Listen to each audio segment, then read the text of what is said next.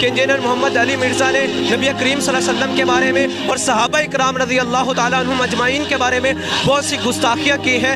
اس کے بارے میں آپ اپنی رائے دیجئے اور بتلائیے کہ کیا یہ لوگ ٹھیک کہہ رہے ہیں, کیا انجینئر محمد علی مرزا صاحب ٹھیک کہہ رہے ہیں؟ انجینئر محمد علی مرزا صاحب کا یہاں پر پتلا ایک بنا کر جلا دیا گیا ہے.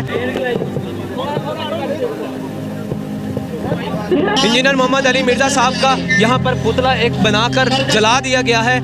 مجھے اپنے استاد ڈاکٹر اسرار صاحب کی بات جو میں صرف اپنے قریبی دوستوں کو بتاتا تھا, اب میں پبلکلی بھی آپ کو بتاتا ہوں, وہ یاد آئی. وہ اکثر اپنی ویڈیوز میں کہا کرتے تھے کہ جو شخص بھی رسول اللہ کے پیٹرن پہ دعوت شروع کرے گا صلی اللہ علیہ وآلہ وسلم, نبی صلی اللہ علیہ وآلہ وسلم کی ختم نبوت کی برکت سے ان کا پیغام ان کی امت تک پہنچائے گا, اس شخص کو ان تمام حالات و واقعات سے گزرنا پڑے گا جن سے رسول اللہ کو گزرنا پڑا صلی اللہ علیہ وآلہ وسلم. اگر اس وقت عبداللہ ابن ابی منافق تھا نا, تو ہماری اس دعوت میں بھی عبداللہ ابن ابی کی طرح کے منافقین آئیں گے. فرق صرف یہ ہے کہ ہمیں چونکہ وحی کی تائید حاصل نہیں, ہم کسی کو منافق نہیں کہیں گے, ہم مسلمان اسے کنسیڈر کریں گے. مر جائیں گے, جنازہ بھی پڑھیں گے, دعا بھی کریں گے ان کے لیے. اگر رسول اللہ کے مقابلے پہ ابو جہل تھا, ہمارے مقابلے پہ بھی ابو جہل آئیں گے. اگر رسول اللہ کے ساتھیوں میں دلیر لوگ تھے, ہمارے اسٹوڈنٹس میں بھی نبی صلی اللہ علیہ وآلہ وسلم کی ختم نبوت کے مجاہد دلیر موجود ہوں گے. اگر وہاں پہ کوئی کمزور لوگ تھے تو یہاں پہ بھی موجود ہوں گے. وہ سارے کے سارے حالات و واقعات وہ آپ کو یہاں پہ نظر آئیں گے.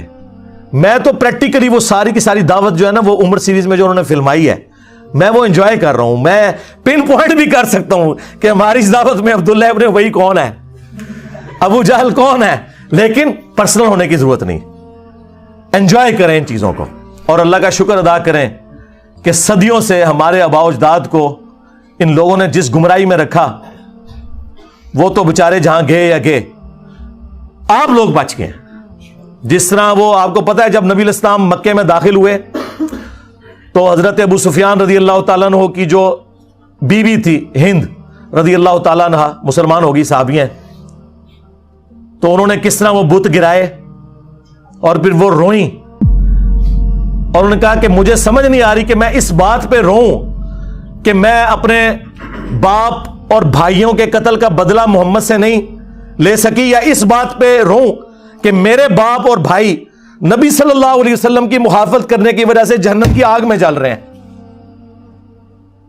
اس وقت تو حق کھل گیا ان پہ, لیکن اس سے پہلے وہ نبی صلی اللہ علیہ وسلم کی دشمنی میں آپ سے بدلہ لینے کے لیے اپنے باپ اور بھائیوں کا تیار بیٹھی تھی. اللہ نے قسمت بدل دی. آپ بھی ان کی طرح اس چیز پر خوش ہو کہ ہمارے آباء و اجداد جہاں بھی گئے وہ اللہ کے سپرد, لیکن کم از کم اللہ تعالیٰ نے ہمیں اور ہماری آنے والی نسلوں کو اس شخص کے ساتھ جوڑ دیا جس کی قبر مدینے میں صلی اللہ علیہ وآلہ وسلم. یہ تھوڑی کامیابی ہے. تو میرے بھائی یہ کولڈ وار ہے, ٹھیک ہے, ان کے پاس کوئی بہانہ نہیں ہے ہمیں زیر کرنے کا اللہ کے فضل سے. یہ کہتے تھے مشہوری کے لیے کر رہا ہے, اور اللہ کے بندو تمہارے تمام ٹی وی چینلز کے چاہے سیاسی پروگرام ہو چاہے مذہبی پروگرام ہو, تمہارے سارے بڑے بڑے علماء نام لیے بغیر پوری دنیا میں جتنے, ان کے پروگرام دیکھ لو, ہمارے اس پلیٹ فارم سے زیادہ کسی کی ویورشپ ہے؟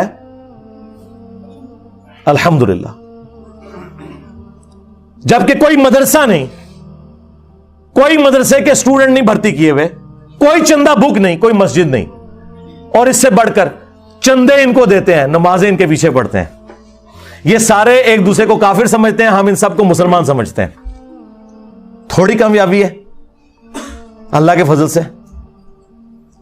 تو یہ کولڈ وار ہے, ہم ون کر رہے ہیں, ہمیں کوئی ضرورت نہیں ادھر ادھر اپنی ایکٹیویٹیز میں پڑھنے کی, ٹھیک ہے. رہ گئے قانونی معاملات, وہ صرف جیلم اکیڈمی دار ارکم نے دیکھنے ہیں. ہم ساری باتیں پبلکلی نہیں ڈسکس کر سکتے کہ ہم قانون معاملات کو کس لیول کے اوپر مینج کر رہے ہوتے ہیں آئین اور قانون کے دائرے کے اندر. بس ان چیزوں کو پبلکلی ڈسکس کرنے سے ان کی چیخوں کے ساتھ کچھ اور بھی نکل جائے گا.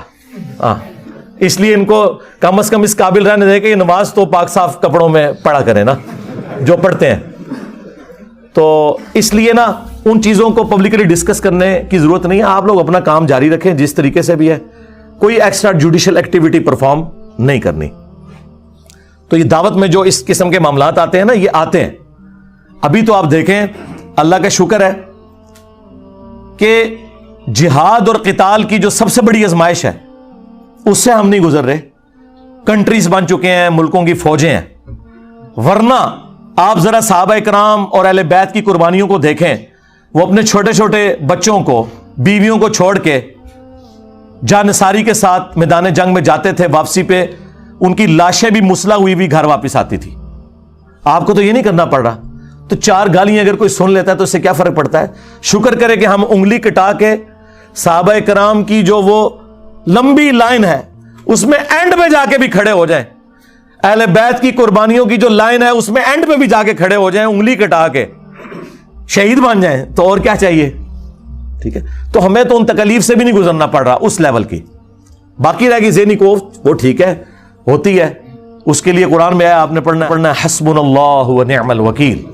ہاں, وہ واضح آیا سورہ آل عمران میں. جب مسلمانوں کو خبر پہنچتی ہے کہ مخالفین اس قسم کے دھوکے بازیوں سے کام لے رہے ہیں تو وہ کہتے ہیں حسبنا اللہ و نعم الوکیل, ہمیں اللہ ہی کافی ہے اور وہی بہتر کار ساز ہے. ٹھیک ہے, یا حیو یا قیوم برحمتک استغیث لا حول ولا قوة الا باللہ لا الہ الا انت سبحانک انی کنت من الظالمین. اور اصحاب الکہف کی وہ دعا, ربنا آتینا من لدنک رحمہ وہیئ لنا من امرنا رشدا. یہ اتنی دعائیں ہیں, یہ پڑھیں اور اپنے دعوت کے کام کو لے کے چلیں.